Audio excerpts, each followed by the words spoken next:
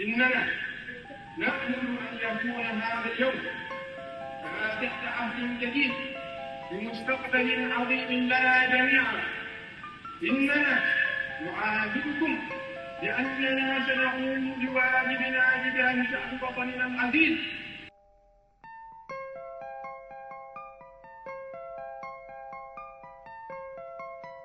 نبدأ عام 16 أغسطس طيب الله ثرى، ولد في صلالة بتاريخ 18 نوفمبر، وقامت النهضة العمانية في عهده في عام 23.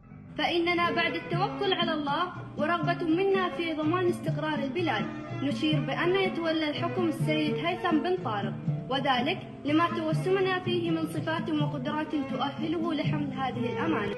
هذه الذكرى المباركة ومسيرتنا تتواصل ووقتنا تتبادل بفضل منك وعونك في حركة مهولة بقدر ما تأخذ بنا